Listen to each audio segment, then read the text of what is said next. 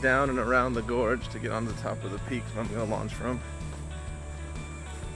And got a couple guides following me. Help them.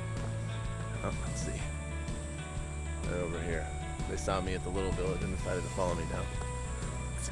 And I was going to go a little bit earlier, but the conditions didn't allow for it. The fog, which it wasn't too foggy when we woke up at 6 a.m., but then by 8 when we were planning to go, got really bad. You can see the fog coming back up again from the valley, and there's a little bit of overdevelopment on this, pretty far away and in the opposite direction from where I'll be flying. So it's looking pretty gray from here. The strength of these thermals though coming up from the valley floor, it's pretty fantastic.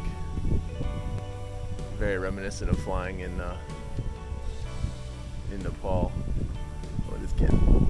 There is some overdevelopment though now that I'm hiking out here to the point where I can see around me a little better.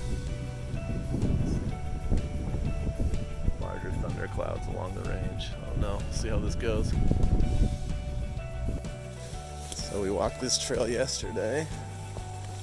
There's some fantastically crazy parts of this trail. A little single dirt trail, single track. And look down here. You can see there's some parts where it's like one left foot off the trail and you're not going to stop falling for 1,000 feet. Here's a short, quick view off the trail.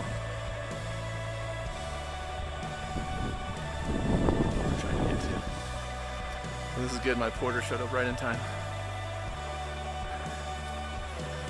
Ryan's carried up the steepest incline for me.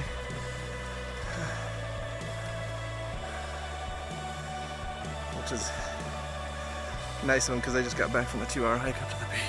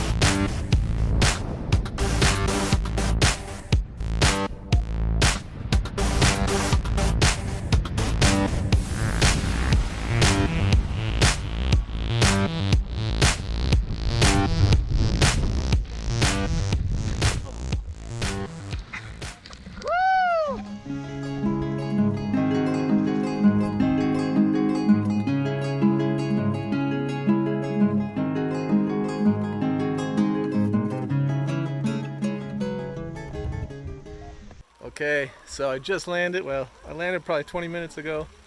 Packed up my glider with a huge audience.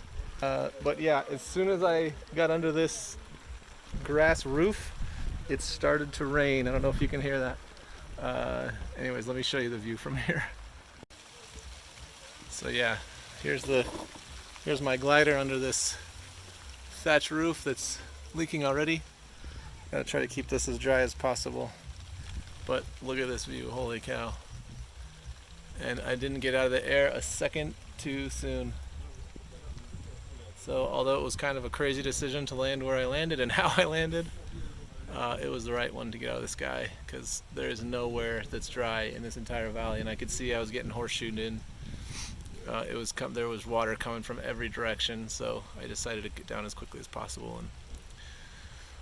And yeah, it was a rough landing, but nope, not even a bruise. And it's okay to come in quick as long as your feet are off the ground and you have something soft to land into. So skidding through that old cornfield wasn't too bad.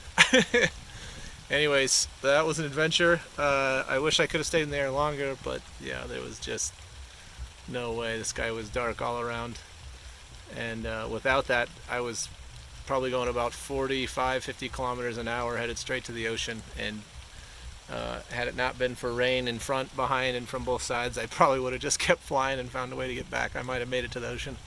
The lift was incredible. Cloud base was like a couple minutes, just a few turns. So yeah, really intense thermals. And I had a really strong backwind. So anyways, see you guys later. All right, let's try it again. 1, 2, 3, go.